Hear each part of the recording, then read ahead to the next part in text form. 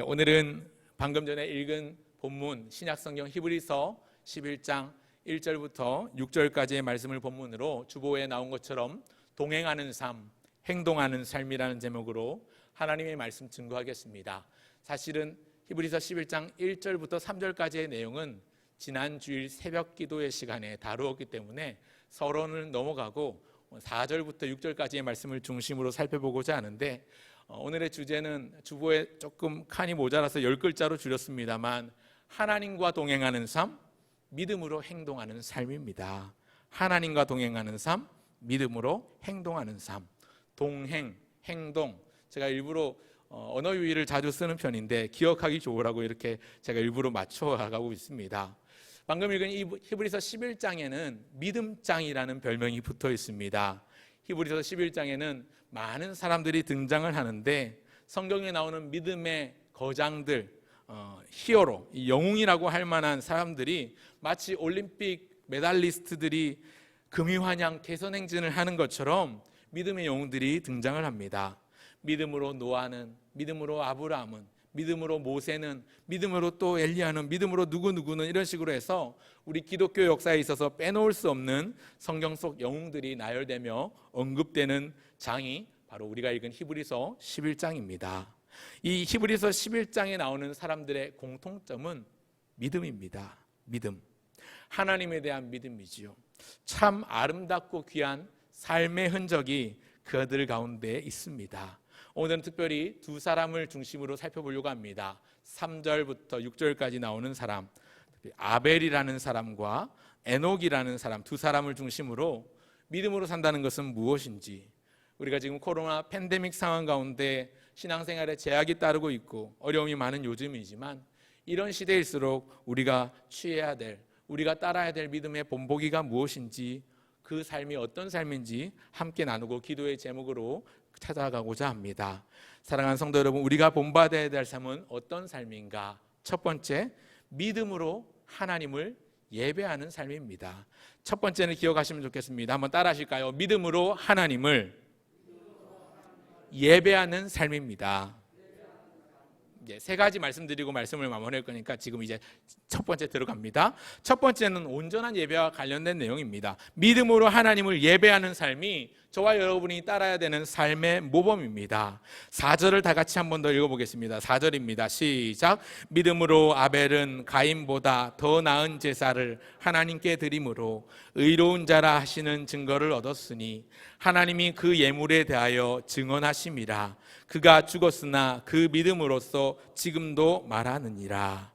그가 죽었으나 믿음으로써 지금도 말하느니라. 죽었는데도 말하는 사람이 있습니다. 소위 하는 말로 죽은 자는 말이 없다고 하는데 그렇지 않죠. 죽은 자는 여전히 말합니다. 우리의 부모님들도, 돌아가신 부모님들이 계신 분들 유언처럼 남기신 말이 지금도 가슴에 남아있지 않으십니까? 부모님들이 남기는 말들도 여전히 남습니다. 그런가 하면 우리의 은사들이 가르쳐주는 가르침도 은사가 세상을 떠난다 하더라도 그 가르침은 여전히 남습니다. 성경 속 믿음의 인물들도 그렇습니다. 그가 지금 세상에 존재하지 않는다 하더라도 그가 보여주었던 믿음으로 여전히 말씀하고 있습니다.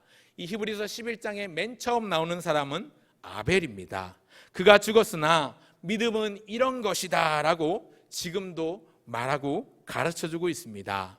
이 아벨은 창세기 4장에 나오는 사람인데요, 창세기 4장에 보면 인류 최초의 제사라고 할 수 있는 가인과 아벨의 제사 장면이 나옵니다. 오늘 본문을 좀 표시를 해두시고요, 창세기를 좀 왔다 갔다 하려고 합니다. 창세기 4장과 5장을 같이 좀 살펴보면서 본문을 좀 설명해드리려고 합니다. 창세기 4장을 한번 펴보시겠습니다. 오늘 본문을 표시해 두시고 창세기 4장을 한번 펴보시겠습니까? 창세기 4장에 보면 4장 2절에 형 가인은 농사 짓는 자로, 동생 아벨은 양치는 자로 소개하고 있는데 각자가 열심히 일해서 얻은 것으로 하나님 앞에 제사합니다. 그런데 하나님께서 땅의 소산으로 얻은 곡식을 바친 가인의 제사는 안 받으시고 양의 첫 새끼와 그 기름으로 제물을 바친 아벨의 제사는 받으십니다. 창세기 4장에 나오는 이 가인과 아벨의 제사에 있어서 중요한 핵심 포인트는 무엇이냐면 무슨 제물을 드렸느냐, 무엇을 드렸느냐 하는 것보다 어떤 태도로 드렸느냐 하는데 그 핵심이 있습니다. 지금 아마 창세기 4장 펴셨을 건데요, 3절과 4절 같이 한번 읽어볼까요? 3절 4절입니다. 같이 읽습니다. 시작. 세월이 지난 후에 가인은 땅의 소산으로 아벨은 자기도 양의 첫 새끼와 그 기름으로 드렸더니 여호와께서 아벨과 그의 제물은 받으셨으나, 형 가인은 땅의 소산으로 곡식으로 예배를 드리고 제물을 드렸습니다. 여러분, 이때 가인이 드린 게 고기가 아니라서, 양이 아니라서, 혹은 피 흘림이 없어서 하나님이 안 받으신 걸까요? 그렇지 않습니다. 왜 그렇지 않다고 말씀을 드리는 거냐면, 창세기 4장에 나오는 이 제사 때에는 아직 구약시대에 있던 속죄나 속건제의 개념이 생기기 이전입니다. 훨씬 이전입니다. 다만 우리가 추론할 수 있는 것, 본문에서 찾을 수 있는 것, 시간이 지난 후에, 세월이 흐른 후에 그들이 얻은 것이 있기 때문에 이것은 분명히 자기들이 추수한 것에 대한, 열매 맺은 것에 대한 감사의 제사입니다. 그러니까 속죄제나 피 흘림하고 관련되어 있는 게 아니라 감사제이기 때문에 곡식을 드려도 당연히 합당한 예물인 것이지요. 합당한 제물인 것입니다. 피 흘림이 있고 없고와는 별 상관이 없습니다. 그런데 방금 전에 우리가 읽었던 히브리서 11장 4절에 보면 그 예물에 대하여 증언하셨다 하는 이 구절이 나오는데, 증언하셨다라는 말은 우리 한글 번역상 증언이라고 되어 있지만 원문에 살펴보면 원문의 뜻은 증언하다라는 뜻도 있지만 인정하다라는 뜻도 있습니다. 혹은 칭찬하다라는 뜻도 있습니다. 즉 하나님께서 아벨이 바친 예물을 칭찬하셨다는 것인데, 가인과 아벨이 똑같이 자신이 일해서 얻은 것으로 제사를 드렸고 제물을 드렸습니다만 하나님께서 누구는 받으시고 누구는 안 받으셨습니다. 하나님께서 직업을 차별하시는 분이십니까? 그렇지 않습니다. 농사짓는 가인은 싫어하시고 양치는 아벨을 좋아하신 것은 그들이 가진 직업을 차별하시기 때문에 그런 게 아니고, 그들이 어떻게 그 제물을 드렸는가에 대한 차이점을 우리가 발견할 수 있어야 하는 것입니다. 그게 무엇냐 하면, 여러분, 단순히 제물이 뭐냐, 물리적인 성분에 따른 차이가 아니라 성경 다른 데서 가인에 대해서 언급하고 있는 본문들을 제가 다 일일이 한번 찾아봤습니다. 많은 구절들 몇 개 나오진 않습니다만 유다서 1장 11절에 보면 가인에 관한 이야기를 합니다. 가인의 길로 향한 자들은 어그러진 길이다, 패역하여 멸망의 길로 행하는 자들이다, 이렇게 기록을 하기도 하고요. 또 요한일서 3장 12절에도 보면 말씀하기를 가인같이 하지 말라, 그는 악한 자에게 속하여 그 아우를 죽였으니 어떤 이유로 죽였느냐, 자기의 행위는 악하고 그의 아우의 행위는 의로움이라. 이런 구절들이 묘사됩니다. 성경에 창세기 4장의 이후에 나오는 가인에 대한 언급이 나올 때마다 특징적으로 결론 지을 수 있는 것은 가인은 평소의 행위가 악했다, 가인은 원래부터 좀 나빴다, 이렇게 정리를 합니다. 그에 비해서 아벨은 평소 행실이 의로웠다고 표현을 합니다. 실제로 나중에 이 복수심에, 이제 질투심에 형 가인이 아벨을 돌로 쳐 죽이는데요, 아벨을 쳐 죽이는 과정을 볼 때에 그때 당시 형이니까 얼마나 형이었겠습니까? 나이 차이가 많이 나지도 않았을 텐데 아벨이 저항을 했다거나 혹은 자기를 죽이려는 형에게서 도망을 친다거나 하는 내용이 성경에 나오지 않습니다. 다시 창세기 4장을 한번 보실까요? 창세기 4장 3절, 4절, 5절을 다시 보시면요, 가인은 땅의 소산물, 즉 제물만을 하나님께 드렸습니다. 그런데 아벨은 제물과 더불어 자기도라는 말이 나오죠. 한글 성경에 자기도라는 말의 위치가 좀 애매하게 돼버렸습니다. 자기도 드렸다고 되어 있습니다. 이 언뜻 봐서는 그냥 아벨도라고 해도 될 것 같은데 왜 자기도라고 되어 있냐면 이 자기도가 원래 조금 뒤에 나와요. 맞습니다.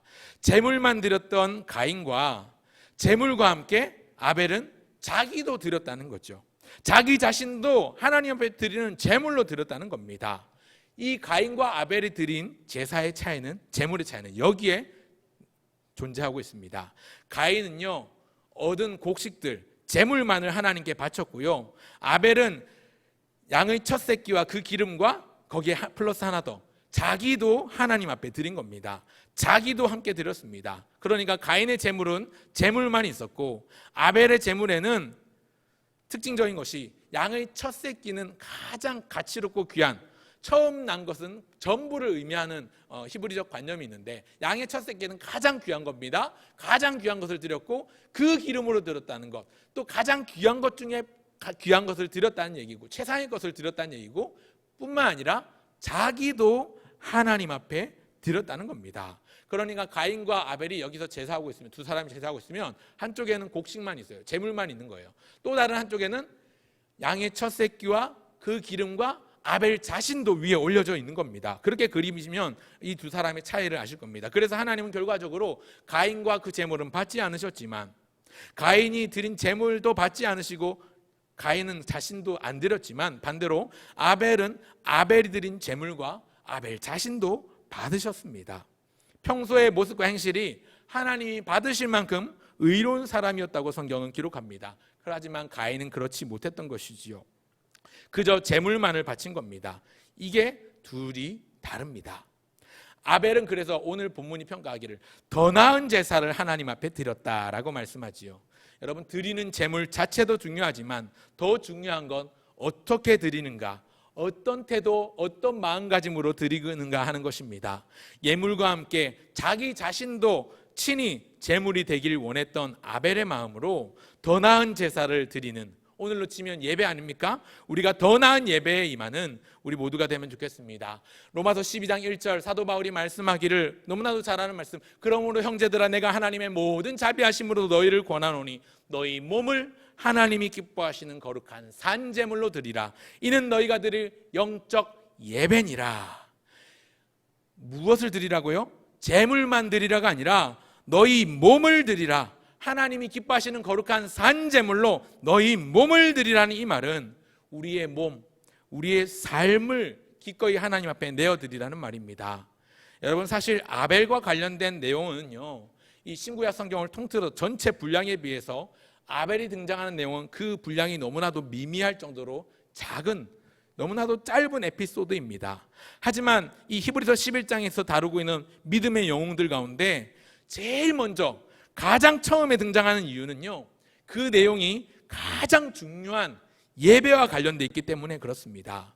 여러분, 믿음에 있어서는 예배가 가장 중요합니다. 그리스도인에게 있어서, 하나님의 백성에게 있어서 제일 중요한 건 예배입니다. 그래서 맨 처음에 맨 먼저 언급하고 있는 것입니다. 오늘 예배에 임하고 있는 우리의 태도, 나의 마음가짐은 어떠신지 돌아보셨으면 좋겠습니다.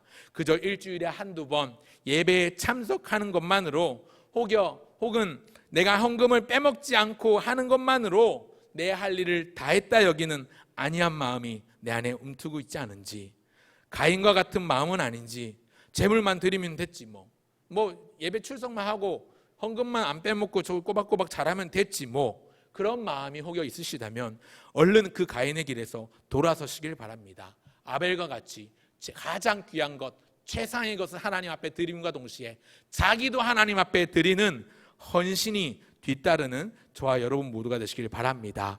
우리에게 주신 시간과 열정과 마음과 물질, 그리고 가장 귀하신 주님 앞에 우리 자신을 드리는, 더 나은 예배를 드리는 온전한 삶의 예배자가 되시기를 간절히 바랍니다. 그런가 하면 사랑하는 성도 여러분, 우리가 어떤 삶을 살아야 할까요? 둘째입니다. 첫 번째는 믿음으로 하나님을 예배하는 삶이라면, 두 번째 우리가 따라야 될 삶의 모범, 세상과는 구별되는 동행하는 삶입니다. 한번 따라 하실까요? 세상과는 구별되는 동행하는 삶. 세상과는 구별되는 동행하는 삶이 우리가 따라야 될 삶의 스타일 두 번째입니다. 5절을 보시겠습니다. 5절 다 같이 읽겠습니다. 시작. 히브리서 11장 5절입니다. 시작. 믿음으로 에녹은 죽음을 보지 않고 옮겨졌으니 하나님이 그를 옮기심으로 다시 보이지 아니하였느니라. 그는 옮겨지기 전에 하나님을 기쁘시게 하는 자라 하는 증거를 받았느니라. 아멘. 여러분, 아벨에 이어서 두 번째로 등장하는 사람의 이름은 에녹입니다. 에녹. 오늘 본문 5절은 이 에녹의 믿음이 어떤 믿음인지 칭찬합니다. 에녹이 어떤 사람이라고 합니까? 죽음을 보지 않고 옮기운 사람. 성경에 죽음을 보지 않고 옮긴 사람이 한 명 더 있습니다. 불말과 불병과 하면 떠오르는 인물 아시죠? 선지자 엘리야가 그런데요, 오늘 본문에 나오는 이 에녹 역시 죽음을 보지 않고 어느 날 갑자기 하나님께서 그를 데려가셨습니다. 그의 특징은 그는 하나님을 기쁘시게 하는 자라는 증거를 받았습니다. 다시 증거라는 단어, 아까도 말씀드렸습니다만 여기 증거라는 단어는 원문의 뜻에 인정하다, 칭찬하다라는 뜻도 있습니다. 그러니까 그가 옮겨지기 전에 하나님을 기쁘시게 하는 자라 인정을 받았습니다. 그가 하나님을 기쁘시게 하는 자라 칭찬을 받았다는 것입니다. 하나님께로부터 칭찬을 들었다는 얘기입니다. 여러분, 대통령이 해외 순방할 때 그 해외 순방 방문한 나라에서 그 대통령을 성대하게 환영하고 또 경호팀이 안전하고 완벽하게 의존하고 보호하듯이 하나님께서 에녹을 친히 에스코트 하시면서 옮기셨습니다. 데리고 가셨습니다. 그렇게 옮겨진 이유, 그렇게 데려가신 이유가 무엇입니까? 그는 옮겨지기 전에 하나님을 기쁘시게 하는 자라는 칭찬을 받았습니다. 그의 무엇을 보고 하나님을 기쁘시게 하는 자라는 칭찬을 받았을까요? 역시 창세기 5장에서 단서를 찾을 수가 있는데요, 창세기 5장을 한번 펴보시겠습니까? 창세기 5장 21절부터 24절까지 보면 에녹에 관해 언급하고 있습니다. 창세기 5장 21절부터 24절까지의 내용인데 눈으로 따라오시면 제가 읽겠습니다. 에녹은 65세에 무드셀라를 낳았고 무드셀라를 낳은 후 300년을 하나님과 동행하며 자녀들을 낳았으며 그는 365세를 살았더라. 에녹이 하나님과 동행하더니 하나님이 그를 데려가심으로 세상에 있지 아니하였더라. 여러분, 이 창세기 5장 전체는요 족보입니다. 족보로 이루어져 있습니다. 누구는 누구를 낳고 몇 년을 향수하였더라. 옛날 성경에 향수하였더라 이렇게 나오는데 몇 년을 살았더라 이렇게 나오는데요, 그 화려한 인물마다 화려한 분량을 보면 에녹에게 4개의 구절이 할애되었습니다. 다른 인물들에 비해서 꽤 길게 에녹을 언급하고 있습니다. 이것은 성경의 저자가 특별히 의도를 가지고 그를 콕 집어서 언급한 것인데 그 핵심이 무엇인가? 그가 하나님과 동행하며 자녀를 낳았다는 겁니다. 무드셀라를 낳았습니다. 무드셀라는 성경에 나오는 인물 중에 가장 오래 장수한 사람입니다. 969세를 살았습니다. 이 무드셀라를 낳고 나서 에녹은 300년 동안 하나님과 동행하며 또 자녀들을 낳았습니다. 5장 21절에서 24절까지 묘사하고 있는 팩트, 기록이 그렇습니다. 하나님이 그를 데려가시기 전까지 그는 하나님과 동행하였다라고 말하고 있는데 이 21절부터 24절까지 에녹을 묘사한 내용을 보면 반복적으로 등장하는 표현이 2개가 나옵니다. 그게 에녹을 단정짓는 특징이라고 할 수 있겠죠. 반복적으로 나오는 표현 한 가지는 하나님과 동행하였다라는 표현이 반복적으로 나오고 또 한 가지는 그가 자녀를 낳았다, 무드셀라를 낳았다 이런 말이 나옵니다. 그러니까 에녹의 생애를 2가지 정도로 요약한다면 자녀를 낳은 것, 하나님과 동행한 겁니다. 그런데 이것을 통해서 우리가 알 수 있는 것이 무엇입니까? 에녹은 구별된 삶을 살았습니다. 여러분, 구별된 삶은 격리된 삶, 혹 분리된 삶과는 다릅니다. 구별된 삶을 산다고 해서 세상과 격리돼서 세상과 동떨어져서 살았다는 걸 의미하지는 않습니다. 오히려 에녹은 사람들과 격리되어 따로 살지 않고 함께 살았습니다. 사람들 사이에서 살았습니다. 그러니까 사랑하며 결혼하고 장가도 들고 아이도 낳은 거죠. 자녀들을 낳았습니다. 무드셀라만 낳은 게 아니라 또 자녀들을 낳았습니다. 그런데 자녀들을 낳으면서 그가 하나님과 동행하였다라고 성경은 분명히 말씀하고 있습니다. 하나님과 동행하는 삶은 세상과 격리된 삶 혹은 세상과 동떨어진 삶을 의미하지 않습니다. 하나님과 동행하는 삶은 속세를 떠나는 삶이 아니라 세상 가운데 살지만 하나님의 뜻을 따라 사는 거지요. 이것이 구별된 삶의 모습입니다. 세상 한가운데 살지만 세상 사람들과 함께 존재하지만 구별된다는 말, 다른 사람들이 검정일 때 나는 밝은 빛을 바라는, 그래서 구별이 되는 것이죠. 동떨어지는 분리된 삶을 의미하지 않습니다. 오늘 동행이라는 단어를 조금 주목했으면 좋겠습니다. 하나님과 동행한다고 할 때 이 동행이라는 단어 한자어지요, 한 가지 동자에 단일 동자를 써서 같은 길을 간다 혹은 같이 길을 걸어간다는 뜻입니다. 여러분, 누군가와 동행하려면 그 동행할 사람과 내 마음이 통해야 됩니다. 그래야 같은 길을 걸어갈 수 있죠. 뜻이 다르고 마음이 안 맞는데 같이 가면 서로에게 짐이 되고 부담만 될 뿐입니다. 여러분, 하나님과 동행하려면 하나님의 뜻을 알아야 되죠. 하나님의 마음과 내 마음이 같아야 됩니다. 마음이 통해야 됩니다. 그러기 위해서는 하나님과 친밀한 사귐이 있고 교제가 있어야 됩니다. 여러분, 하나님과 어떻게 친밀해질 수 있습니까? 하나님과 어떻게 교제할 수 있습니까?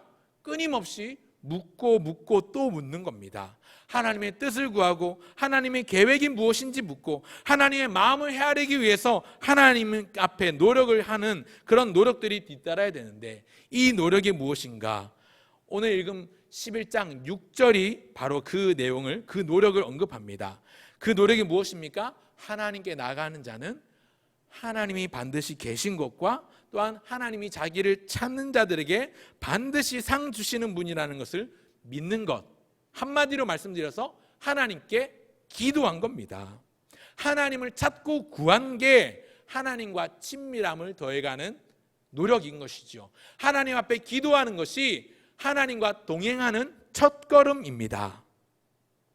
그렇기 때문에 여러분, 하나님과 동행하기 위해서 반드시 수반되어야 되는 행위는 하나님 앞에 매달려 기도하는 것.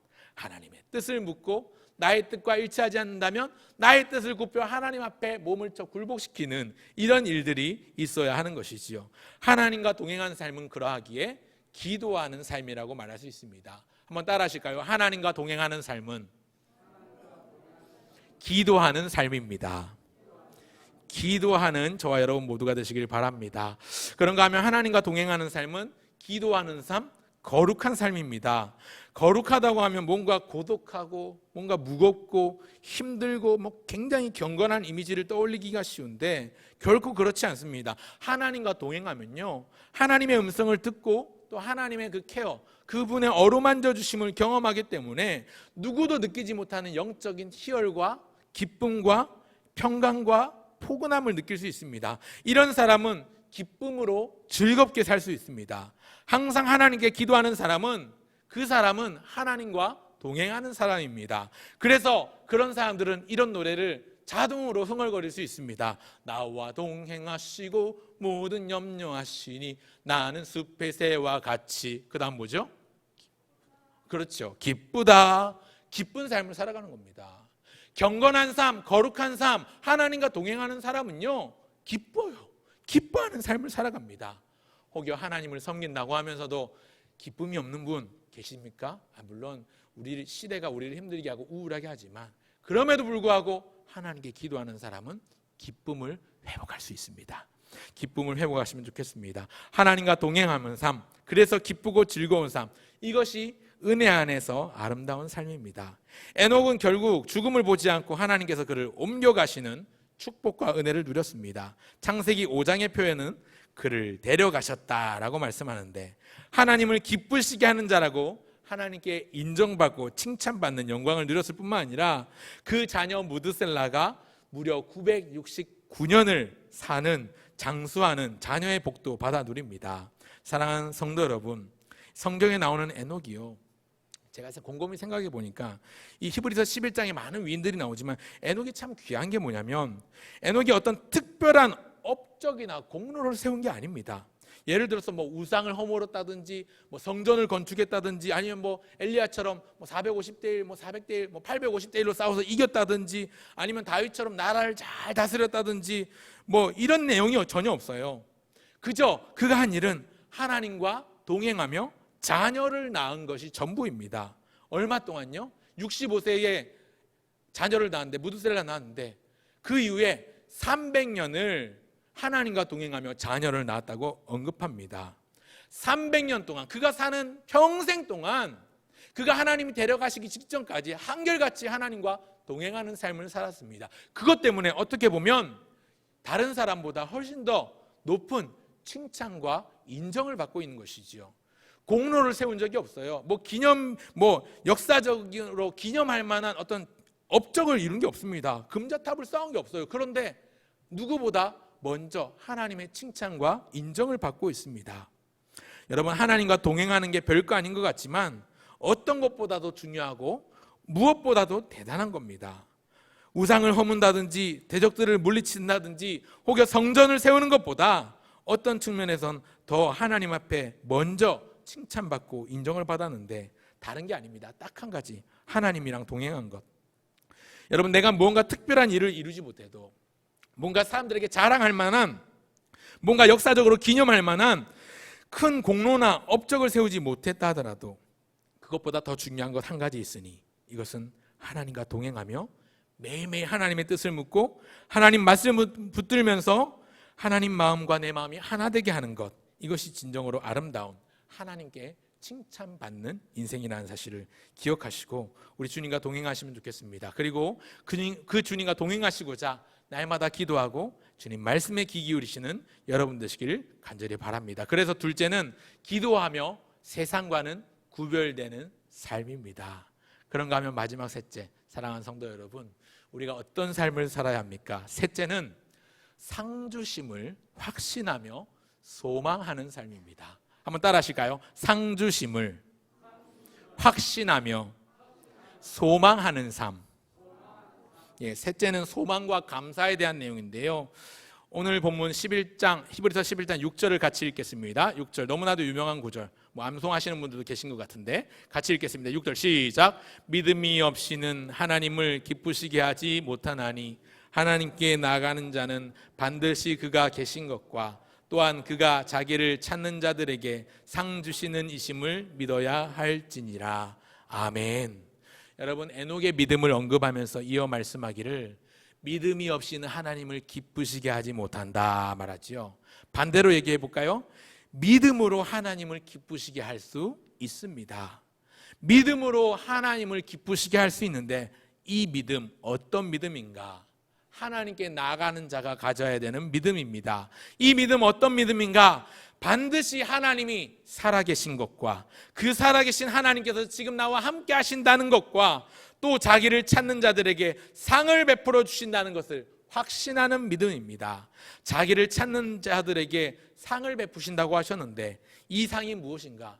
여러분, 하나님을 찾으면 하나님은 어떤 상을 주실까요? 많은 상들이 있겠지만 무엇보다 하나님은 자기를 찾는 것에 대한 보상으로 하나님을 아는 즐거움을 누리게 하십니다. 혹여 우리 가운데 실망할 사람이 생겨날지도 모릅니다. 기왕 하나님을 찾는 것에 대한 보상이라면, 내가 열심히 찾고 구해서 얻는 보상이라면 뭔가 물질적인 것이나 돈이나 명예나 자녀가 잘 때는 이런 것들로 보상해 주시지 왜 하필이면 하나님을 아는 즐거움으로 보상해 주시는가? 좀 서운한 마음이 들 수도 있습니다. 하지만 우리 인생들에게 있어서, 그리스도인에게 있어서 최고의 기쁨이자 최고의 선물, 최상의 선물은 바로 하나님 자신입니다. 이사야서 43장 4절에 보니까 하나님께서 선지자를 통해서 말씀하시기를 네가 내 눈에 보배롭고 존귀하며 내가 너를 사랑하였은즉 내가 네 대신 사람들을 내어주며 백성들이 네 생명을 대신하리니, 이렇게 말씀하고 있는데, 절대자이신 창조주요 전능자이신 구속주 하나님께서 우리를 보배롭고 존귀하게 여기며 우리를 사랑하셔서 우리 대신 사람을 내주신다, 우리 대신 생명을 대신하게 하겠다라고 말씀하십니다. 그러니까 하나님 자체가 우리에게 선물이 되어주신 겁니다. 오늘 읽은 본문 6절에 보면 상 주시는 이심을 믿어야 할지니라 할 때 상 주신다라는 이 부분을 원문 성경은 상이라는 뜻도 있지만 보상하는 사람, 보상자라는 뜻도 있습니다. 하나님이 갚아주시는데, 상을 주시는데 상 주시는 것만 아니라 보상하시는 분을 주십니다. 보상자를 주십니다. 누구실까요?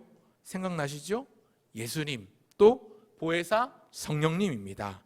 하나님은 가장 높은 영광의 보좌에 앉아 계시지만 친히 인간의 몸을 통해서 이 땅에 오셨습니다. 성육신하신 예수님이 그분입니다. 그분은 하나님의 근본 본체시나 하나님과 동등됨을 취할 것으로 여기지 아니하시고 오히려 자기를 비워서 종의 형체를 가지사 사람의 몸으로 이 땅 가운데 오셨습니다. 뿐만 아니라 겸손함으로 섬기시며 마침내 십자가에 달려 죽으심으로 자신을 내어 주셨습니다. 누구를 위해서요? 바로 오늘 저와 여러분을 위해서요. 이로써 우리는 영원한 지옥 형벌을 면하고 최후의 심판 날에 죽음을 이기며 영원한 하나님 나라의 백성으로 하나님의 자녀로 살게 하셨습니다. 새롭고 영원한 신분을 얻게 하신 것입니다. 성령님께서, 보혜사 성령님께서 오늘 모든 믿는 자에게 이 놀라운 계시의 비밀을 나타내시고 알리셨습니다. 여러분, 이것이 가장 귀하고 가치로운 선물이지요. 돈이나 물질이나 세상 권력이나 명예나 어떤 상보다도 값지고 귀한 선물을 저와 여러분은 값없이 돈 없이 거저 누릴 수 있게 된 것입니다. 이 사실을 기억한다면 우리에게 가장 소중한 것을 주신 하나님 앞에 감사하는 마음으로 우리 또한 가장 귀한 것, 가장 소중한 것을 기꺼이 우리의 삶을 바치는 것이 합당하다고 생각합니다. 그런 감사의 마음을 가지시면 좋겠습니다. 말씀을 맺겠습니다. 오늘 본문 히브리서 11장 4절, 5절, 6절을 살펴보면서 우리가 본받을 믿음은 무엇인가, 우리가 따라야 될 삶은 무엇인가, 삶의 본보기에 대해서 세 가지로 말씀드렸습니다. 첫 번째, 믿음으로 하나님을 예배하는 예배자의 삶입니다.